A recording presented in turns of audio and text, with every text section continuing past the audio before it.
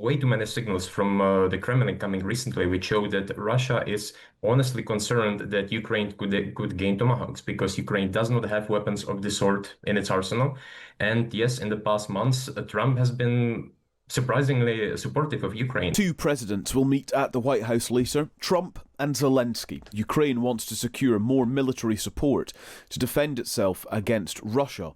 But this request may look less likely to be granted now, with another meeting planned between Donald Trump and Vladimir Putin, which could take place in the next 2 weeks, this time in Budapest. The White House spokesperson Caroline Leavitt explained Trump's thinking. I think the president is always willing to take a chance at diplomacy, and this war, he has always said, is going to have to end at the negotiating table, and so he never gives up, and he's willing to pursue it, and that's what you're hearing from the president today. Well, let's take you to Ukraine, and we'll speak to Martin Fornusek, who is news editor at the Kyiv Independent. Martin, good morning. Hi, thanks for having me. Thank you for speaking with us. So then, the significance of the Zelensky visit today can't be underplayed. What do you think the phone call, the sort of preliminary phone call between Trump and Putin does by way of framing the meeting today? I think it's not surprising at all that Putin reached out to Trump just the day before he's supposed to meet Zelensky. I think that this was mainly because, yes, there are expectations that some kind of decision on Tomahawk deliveries could be made as a result of this Trump-Zelensky summit. And Russia was obviously very concerned about this potential scenario. Russian officials repeatedly said that if the US sends Tomahawks to Ukraine, it will damage the US-Russia relations and it will mean a new level of escalation in the war. And actually, the Kremlin confirmed that this is the message that Putin conveyed to Trump during the meeting. And in exchange, Putin offered this sort of a bait to Trump of the new summit. He gave him a chance. Look, you can once again be this great deal maker, a peacemaker. And it's not surprising that Trump took the bait. He likely feels more confident now after helping to broker the Gaza peace deal. And actually, this is the same tactic that Russia used in August when Trump was threatening with massive sanctions against Russia unless it agrees to a peace deal. Russia simply offered a summit, a meeting between Trump and Putin, sort of a symbolic victory that at least shows some kind of progress towards peace deal. And this way, Moscow averted the massive sanctions that Trump was threatening with.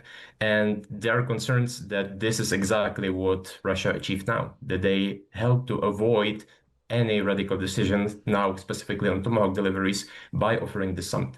So you think it's less likely that Zelensky will emerge from the White House with Tomahawk missiles, as it were, later on today? I would be very surprised if he did. Yeah. Of course, Trump is unpredictable, and I would say that past negotiations show that he's also impressionable, and maybe Zelensky has some secret ace up his sleeve. But in my opinion, Trump believes that he achieved what he wanted. Yeah. He was using the threat of Tomahawk deliveries as a sort of a pressure tactic against Putin to force him to again negotiate. And now he can say, look, I achieved what I wanted, and he has now less incentive to deliver Tomahawks. And actually, he can argue, look, if I send Tomahawks to Ukraine now, it can endanger this upcoming summit because Russia was saying this would damage their relations. There is another part to this, though, isn't there, Martin, that it could be an indication that Putin is worried, that he is feeling uneasy about Trump's shift in tone since the Alaska summit, which has been more supportive of Ukraine, and actually Putin intervening in this way this week would suggest that he is concerned about that. Definitely. And I think that there were way too many signals from the Kremlin coming recently, which show that Russia is honestly concerned that Ukraine could gain Tomahawks because Ukraine does not have weapons of this sort in its arsenal. And yes, in the past months, Trump has been surprisingly supportive of Ukraine. He greenlighted the deliveries of arms to Ukraine, though paid by NATO allies. He again made threats of more sanctions against Russia. But the problem is that in the end, Trump rarely delivers on his threats, and Putin has shown that he is quite adept at making sure that these threats remain just threats. Yeah. I wonder then what a good outcome would be today for President Zelensky. The best outcome would be Tomahawks, but if it's not that, what is it? At least additional air defense support. Mm. And I noticed that in the rhetoric that Zelensky uses ahead of the meeting, he obviously is trying not to focus too much on the Tomahawks, and he emphasizes air defenses because at this moment that seems like a more realistic and achievable goal. And if he gets promises of at least additional Patriot missiles or Patriot systems, he can show that this meeting was a win of some sort. And of course, air defenses are especially crucial now when Russia is intensifying strikes against Ukraine's energy grid. And already this caused massive blackouts across the country earlier this month. Yeah, there is a question, isn't there, over Tomahawks? Even if Trump was to agree to supply them, it's unclear how many of them the US can actually give. And there aren't that many of the systems available. They're called Typhon systems available, which Ukraine would actually need to launch the Tomahawks as well. I suppose a lot of the Tomahawks is about symbolism, is about trying to leverage Putin and something of a bargaining chip against Vladimir Putin.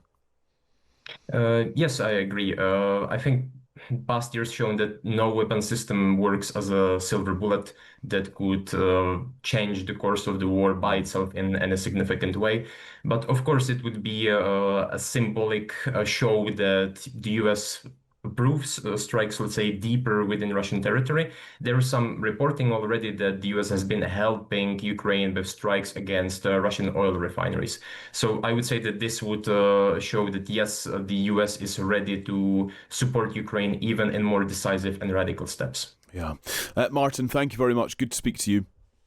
Thank you. That's Martin Fornusek, who's a news editor at the Kyiv Independent. Nikki, we've got Zelensky on his way to the White House later on today. I'm trying to determine, really, what a second meeting with Putin can achieve, although perhaps there's a bit more reason for optimism given Trump's change in tone, the fact he's meeting Zelensky today, and the fact, as one of our guests pointed out earlier, there will in fact be these preparatory meetings next week, which didn't happen with Alaska. It was all kind of thrown together in days. Well, look, I think it's always helpful to talk. I'm glad that Zelensky is going to the White House. I think last time he went, he had a much happier experience than the first time he went in January or February. I mean, I say better to talk. I have to say I'm highly sceptical. I think that ultimately President Putin is all about stringing along the US and the West to continue to buy as much time as possible to rearm, gather more troops, and possibly either stay where he is in Ukraine or even take on more territory. So I'm afraid I'm fairly pessimistic about this. I think as you say, the one thing is that it appears that Trump is more understanding of Zelensky and the Ukrainian position than he has been in the past, and I hope that position holds. Yeah, and I guess, Jack, there is a thought here that Trump meeting Putin is not necessarily making the situation, the war, worse. It's grim and it's awful, and it has been for almost, 4 years now. One take on this is that Putin calling Trump ahead of the Zelensky meeting is that actually he's a bit concerned about what might emerge today. Yeah, I'm sure that's true. The signals earlier in the week were quite strong from the US. I hope it's not just bluster again, and that there will be some teeth given to President Zelensky today in the meeting.